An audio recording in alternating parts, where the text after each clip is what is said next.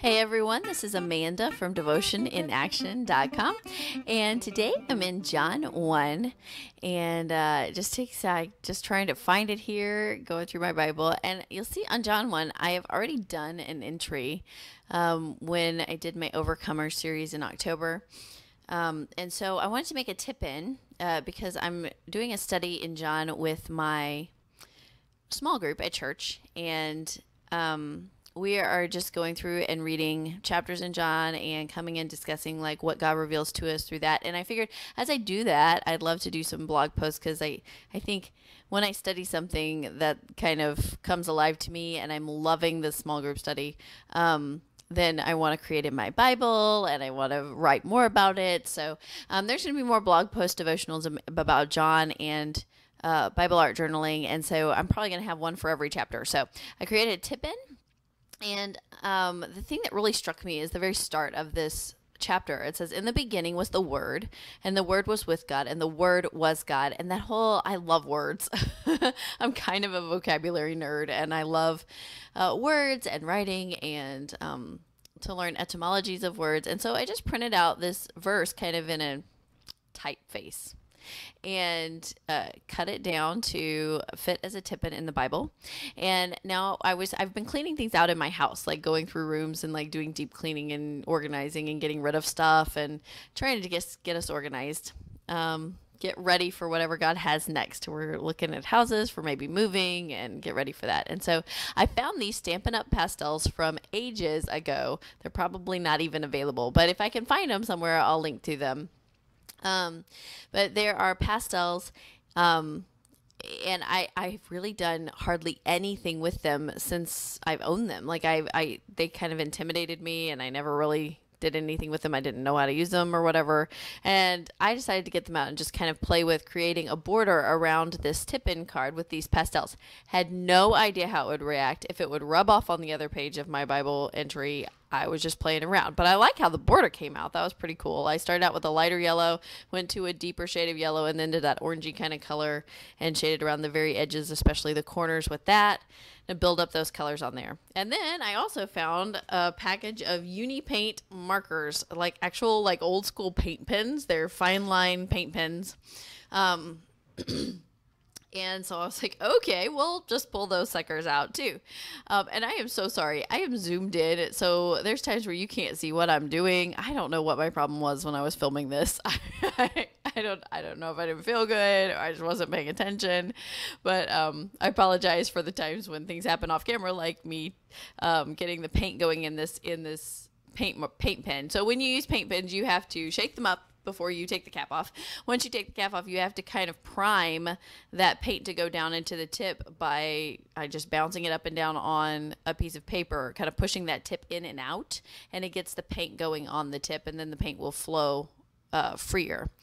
And you'll notice in the blog post and in the title, the graphic that I used as the title graphic for my devotional post has this typography background, and then it says the word, John 1.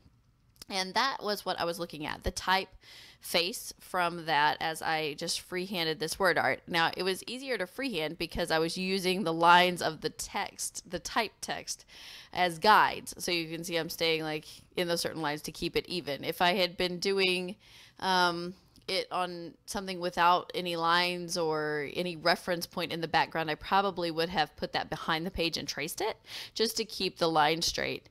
But it was easy to use the type in the background as a thing and just color these in, creating those kind of bubble letters that look like the typeface that I used. But and I wanted it to fill up the card a little bit more, so I put the above the word and made the word big. Then I took a gold pen and wrote John 1 and added some little dots around.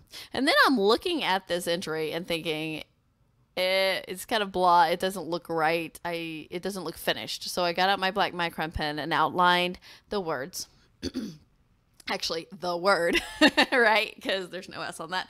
Oh, sorry. That was a little joke there. Not a good one either. And outline this, and that really helped to make it look finished. So that's a little tip that I've seen a ton of people do in their Bible art journaling entries anyway.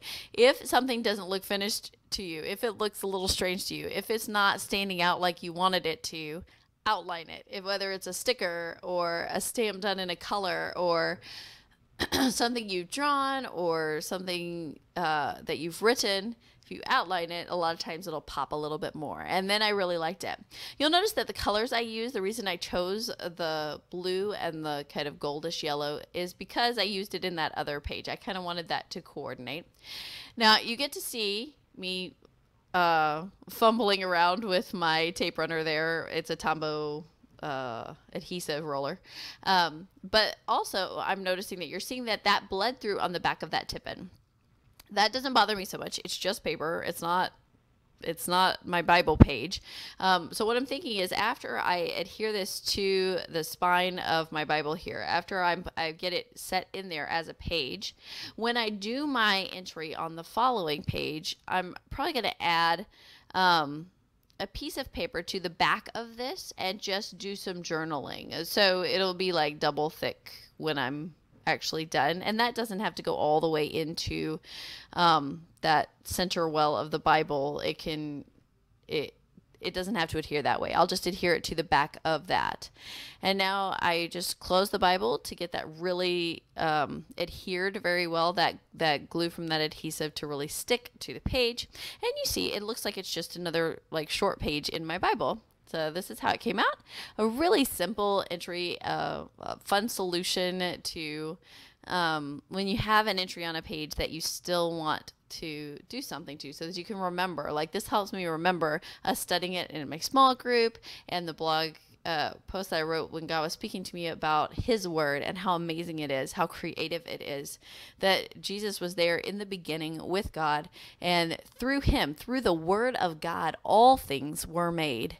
It says God spoke them into existence. His words have power and they have creativity. And so that really, it captivated me this time when I read John 1. And I was excited to see the power and the creativity in the person of Jesus. And so I just really love that. And I hope that it inspires you to get into the Word of God and learn for yourself to really dive in. John is amazing. I would love it if you would come along with me on this journey in John. And thanks so much for watching. I really appreciate it.